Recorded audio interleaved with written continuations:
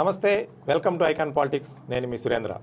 అయితే ఈరోజు పేరు నాని గారు కార్యకర్తలతో మీటింగ్ పెట్టడం జరిగింది. ఈ మీటింగ్లో గతంలో నన్ను మా ఆవిడ్ని చాలా ఇబ్బంది పెట్టారు రేషన్ బియ్యం విషయంలో అని చెప్పేసి చెప్పడం జరిగింది. అయితే అదే విషయంలో పేరు నాని గారు ఒక మాట కూడా అన్నారు. చంద్రబాబు నాయుడు గారు మహిళల్ని చూసి చూడనట్టు వదిలేయండి అనే మాట కూడా అన్నారు.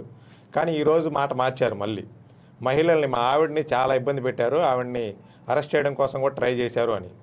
అయితే ఇప్పుడు కొత్తగా ఆయనకి అరెస్ట్ భయం ఎందుకు పట్టుకుందంటే, మా పట్టా భూములకు సంబంధించి వాళ్ళ కొడుకు మీద ఆయన మీద అరెస్ట్ చేసే ఆలోచనలు ఉన్నారు అనే దాని మీద ఆయన కార్యకర్తలతో మీటింగ్ పెట్టడం జరిగింది. ఇదే విషయమే మనతో మాట్లాడడానికి కొండబద్దల గౌతమ్ గారు ఉన్నారు. నమస్తే సార్. నమస్తే సురేంద్ర సార్. అయితే గతంలో రేషన్కి సంబంధించి వాళ్ళ ఆవిడని చూసి చూడనట్టు వదిలేయండి అని పేరు నాని గారు అన్నారు. కానీ ఇప్పుడేమో మా ఆవిడని ఇబ్బంది పెట్టారు, రేపు నన్ను నా కొడుకును అరెస్ట్ చేస్తారేమో అన్నట్టు మాట్లాడుతున్నారు. ఏ విధంగా చూడాలి సార్ మనం దీన్ని? యాక్చువల్గా ఏంటంటే, ఇప్పుడు పేర్ని నాని మీద కొత్తగా వస్తున్న కేసులు ఏమైతే ఉన్నాయంటే, 2024 ఎన్నికలకు ముందు వాళ్ళ అబ్బాయి ఆ నియోజకవర్గంలో నిలబడిన పేరుని కిట్టు నిలబడినప్పుడు ఎంఆర్ఓ ఆఫీస్లోనే పాత ఎంఆర్ఓ పేరు మీద సంతకం పెట్టించి ఒక 10,000 ఇళ్ల పట్టాలు తయారు చేయించడం, కానీ ఆ ఇళ్ల పట్టాల్లో 5,000 ఇళ్ల పట్టాలు జనాల దగ్గరికి వెళ్ళి రేతులు పంచటం, కానీ పంచి వీటి విలువ 30-40 లక్షలు ఉంటుంది, మీరు మా ప్రభుత్వాన్ని ఎన్నుకొని మమ్మల్ని తీసుకొస్తేనే ఇవి వ్యాలిడ్ అవుతాయి, అదే మీరు అవతల కూటమి పార్టీని ఎన్నుకుంటే ఇవన్నీ రాకుండా పోతాయి, అందుకని మీరు మాకు ఓటేయండి అని ఇవ్వటం జరిగింది. కావాలంటే మీరు బ్యాంకుల దగ్గరికి వెళ్ళినా కూడా దీని మీద లోన్లు వస్తాయి అని అప్పుడు మభ్యపెట్టి, ఓటర్ని మభ్యపెట్టడానికి చేసిన పని అనమాట.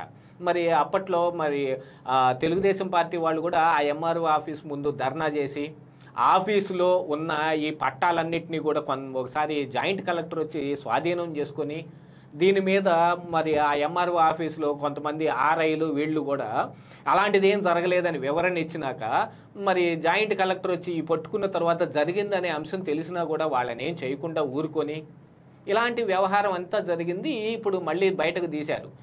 నీకు గుర్తుండే ఉంటే కనుక వల్లభనేని వంశీ కూడా ఈ 2024 ఎన్నికల కంటే ముందు 2019లో అప్పుడు ఈ వల్లభనేని వంశీ తెలుగుదేశం పార్టీలో ఉన్నాడు. అప్పుడు ఆయన కొన్ని ఇలాంటి ఇళ్ల పట్టాలు తయారు చేసి ప్రజలకు పంచే ప్రయత్నం చేశాడు, మభ్యపెట్టే గెలిచాడు అనే ఒక మిషతోటి ఆయన మీద అప్పుడు వైఎస్ఆర్ కాంగ్రెస్ పార్టీ కేసు పెట్టింది. కాకపోతే అనూహ్యంగా ఆయన వైసీపీలోకి వెళ్ళిపోవటం, ఆ కేసును మరుగున పడిపోవటం, మొన్నటికి మొన్న మన కూటమి అధికారంలోకి వచ్చిన తరువాత మళ్ళీ వల్లభనేని వంశీని ఆ సత్యవర్ధన్ కేసులో ఆయన కిడ్నాప్ చేశారనే కేసులో అరెస్ట్ చేసినప్పుడు ఇక పీటీ వారెంట్లు ఇష్యూ చేసే అంశంలో ఈ అంశం కూడా తెరపైకి వచ్చింది. అప్పట్లో వైసీపీ పెట్టిన కేసే ఇప్పుడు వీళ్ళకు ఉపయోగపడింది, దొంగ ఇళ్ల పట్టాలు ఇచ్చారని. ఇప్పుడు యాజ్ వెల్ యాజ్ సేమ్ ఇదే పేరుని కిట్టు, పేరుని నాని అంశంలో ఇద్దరు కలిసి ఇలాంటి దొంగ ఇళ్ల పట్టాలు చేశారు అనేది తెరపైకి వచ్చి, యాక్చువల్గా చెప్పాలంటే ఎన్నికల ముందు గొడవ చేసి బాగా హంగామా చేసిన ఈ తెలుగుదేశం నాయకులు సంవత్సరం కాలం పాటు ఎందుకు ఊరుకున్నారో తెలియదు. వీళ్ళు అధికారంలోకి రాగానే ఆ వ్యవహారాన్ని బయటకు తీయాలి కదా, వీళ్ళు ఎందుకని ఎప్పటిదాకా ఊరుకున్నారో తెలియదు. కాకపోతే ఈ రేషన్ బియ్యం సంగతులు ఏంటంటే, పేరుని జయసుధ పేరు మీద ఉన్న గోడౌన్లో బియ్యం మిస్ అవటం, ఎన్ని క్వింటాళ్ళు మిస్ అయినాయి, ఎన్ని బస్తాలు మిస్ అయినాయి అనేది తడవకొక లెక్క చెప్పి, అదేమంటే మేమే కదా ఇంటిమేషన్ ఇచ్చాము ఇలా మిస్ అయినాయి అని పేరుని నాని చెబుతాడు. మిస్ అవ్వటం అనేది మీ యొక్క తప్పు. యాక్చువల్గా ఏం జరిగిందంటే, రేషన్ షాపులకి పంపించడంకై స్టోర్ చేసే గోడౌన్ అది, వాళ్ళు వచ్చి తీసుకెళ్లే దానికంటే ముందుగానే వీళ్ళు దారి పట్టించాల్సిన పక్క దారి పట్టించేశారు. ఆ అమౌంట్ మొత్తం ఎన్నికల్లో వాడారనే అపవాదు కూడా వచ్చింది.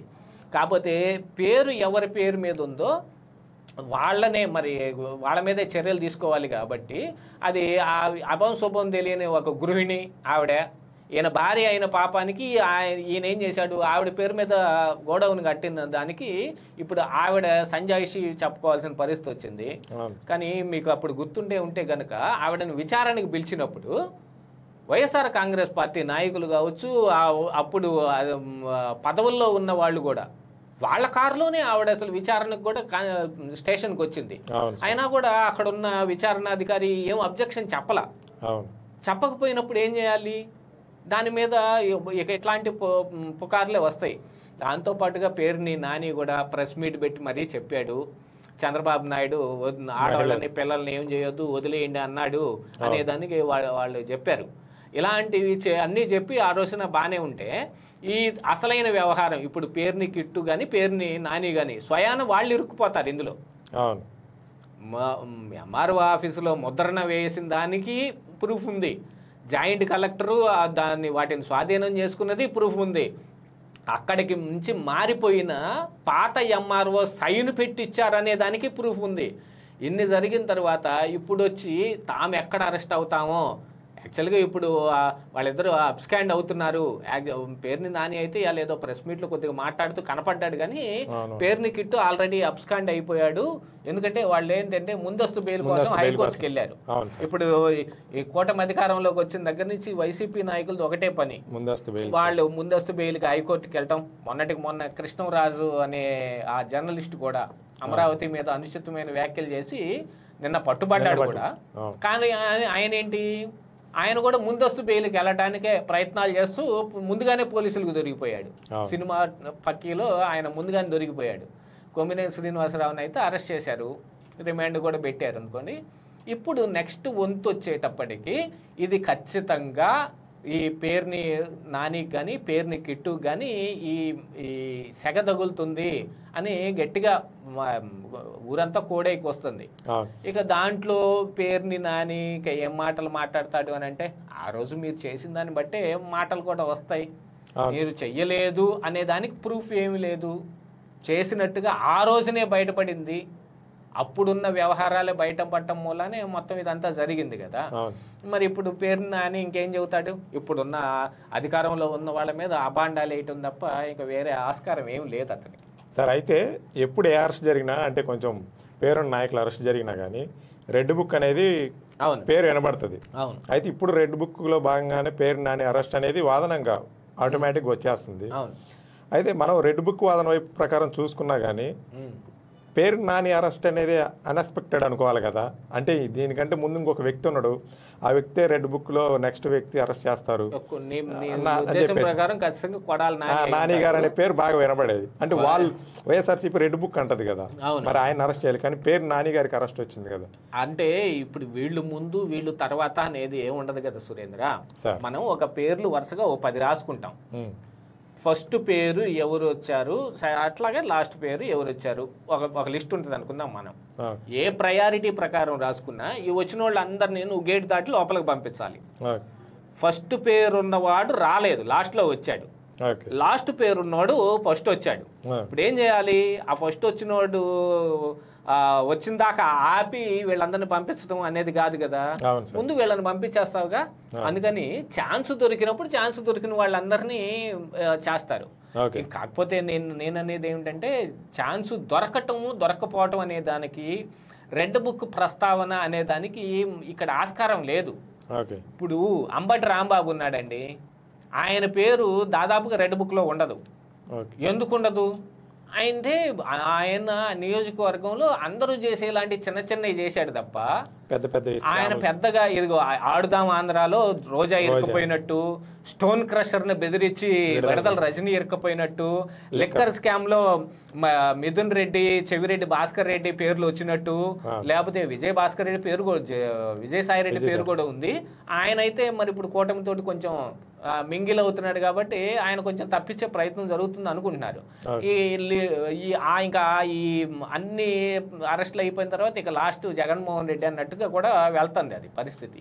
ఇలాంటివన్నీ వస్తా ఉన్న సమయంలో ఇప్పుడు కొడాలి నాని అయితే ఆరోగ్య పరిస్థితి ఎలాగుందనేది వాకప్ చేసుకోవాలి. ఆయనకి గుండెకి శస్త్రచికిత్స చేసుకుని 3 వాల్వులకి ఆయన స్టంట్లు వేసుకోవాల్సి బైపాసే చేశారు. ఇక ఆ పరిస్థితుల్లో ఇప్పుడు ఆయన తీసుకొచ్చి జైల్లో పెడితే ఆయనకి ఏదన్నా జరగరాని జరిగిందనుకో, జగన్మోహన్ రెడ్డికి ఇక మామూలుగా కాదు పండగేనమాట. కావాలని వీళ్ళు తీసుకెళ్లి జైల్లో పెట్టి కొడాలి నాని చంపేశారు అనే ఒక అంశాన్ని తీసుకొని ఆయనకి ఏ కార్యక్రమాలు చేస్తాడో ఆయనకే తెలియదు. పాదయాత్ర తీస్తాడా, ఆ ఓదార్పు యాత్ర తీస్తాడా? అంటే ఓదార్పు యాత్ర అంటే కొడాలి నాని ఇంటికి వెళ్ళి వాళ్ళ భార్యను ఓదార్చినో పిల్లలను ఓదార్చి వస్తే సరిపోయింది. కానీ కొడాలి నాని చచ్చిపోయిన కారణానికి మరి ఆ గుడివాడలో అప్పుడు సహజ మరణాలు సంభవించిన వాళ్ళందరి కూడా, ఇది నేను ఊరక చెబుతున్నానని అనుకోకండి ఎవరు, రాజశేఖర్ రెడ్డి చనిపోయినప్పుడు కూడా జరిగింది ఇదే. నాకు తెలిసి మా ఊర్లోనే చచ్చిపోయిన వాళ్ళందరూ పేర్లు దానిలోనే రాసి పెట్టారు. మరి మా ఊరికి జగన్మోహన్ రెడ్డి వచ్చి అక్కడ ఓదార్చిపోయాడు వాళ్ళందరినీ. అతను ఎందుకు చచ్చిపోయాడో కారణం నాకు తెలుసు, నేను చెప్పినా ఎవడు వినిపించుకోడు ఆ రోజున. ఇప్పుడు అలాగా కొడాలి నాని చచ్చిపోయిన కారణానికి గుడివాడలో ఎంతమంది చచ్చిపోయారని ఇప్పుడు గుడివాడ మొత్తం తిరుగుతాడు ఓదార్పు యాత్ర అని చెప్పి జగన్మోహన్ రెడ్డి. దానికి ఏం చెప్పగలుగుతాం? ఇది అన్నిటిని నివారించాలనుకోండి, ఇంకో 4 నెలలు 6 నెలలు ఆగామనుకో, ఆయన కొంచెం గుండె గట్టిపడింది అనుకో, ఇప్పుడు ఏదో కొంచెం ఓటుగా మెత్తగా ఉందనుకుందాం, కొంచెం గట్టి పడింది అనుకో, అప్పుడే తీసుకొచ్చేసేది. ఇంకా గట్టి పడలేదు, సంవత్సరం ఆగేసేది.